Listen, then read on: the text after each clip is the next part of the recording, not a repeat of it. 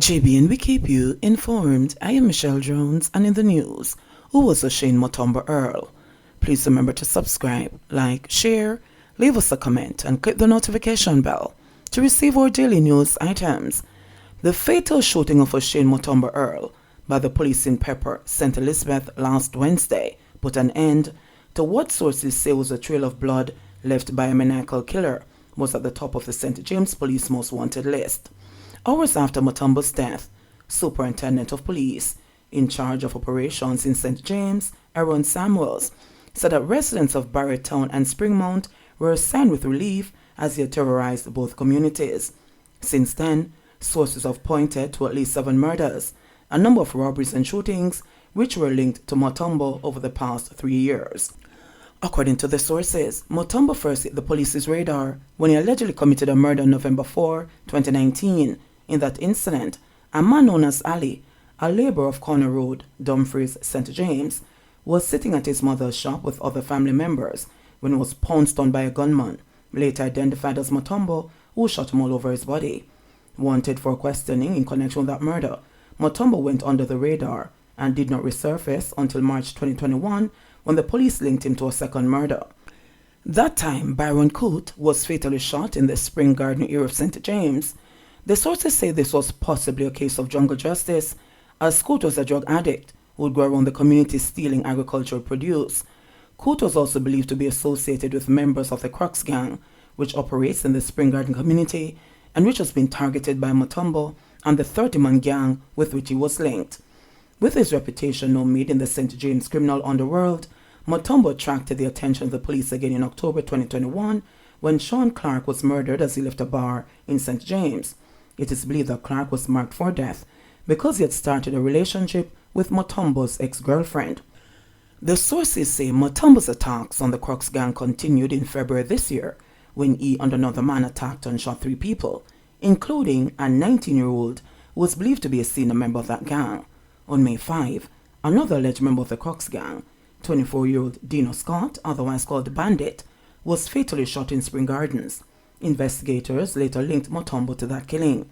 The murder of farmer Dwayne Russell in Adelphi Mountain, Spring Gardens on May 18, and Kerry and Dixon hours later, allegedly by Motumbo, caused the police to intensify their search of the man, was now among their most wanted. The murder of farmer Dwayne Russell in Adelphi Mountain, Spring Gardens on May 18, and Kerry and Dixon hours later, allegedly by Motumbo, caused the police to intensify their search of the man who was now among their most wanted. The next day, members of a police team were on foot patrol in Spring Gardens when Motumbo was spotted. He was ordered to stop, but instead turned and fired at the police. The police fired back, but Motumbo ran into a yard and escaped. 2 days later, a man, whose name is being withheld, reported to the police that he was asleep inside his house when he was alerted by his sister that an intruder was inside the building. The man said he looked up and saw Motumbo standing over him with a gun pointed in his direction. According to the man, Motumbo demanded that he hand over cash that was being kept inside the house. He escaped with just over $400,000. With the search for Motumbo now on in earnest, on June 1, a police military team targeted a house in which he was reportedly hiding. The sources say as the security officers approached the house, Motumbo and another man ran from the building with guns pointed in the direction of the security team. The police and soldiers fired in the direction of the fleeing men. A search was conducted of the area, but neither of the men was found. Having escaped, Motumbo was back in action days later when he held up a woman in Spring Garden. The woman reported to the police that a man wearing a mask and armed with a rifle attacked her inside her house. She said she pulled down the mask of her attacker, revealing his face, and immediately recognized him. According to the woman, Motumbo then pointed the rifle towards her feet and fired 1 shot. He then began to search the house and was joined by another man armed with a handgun.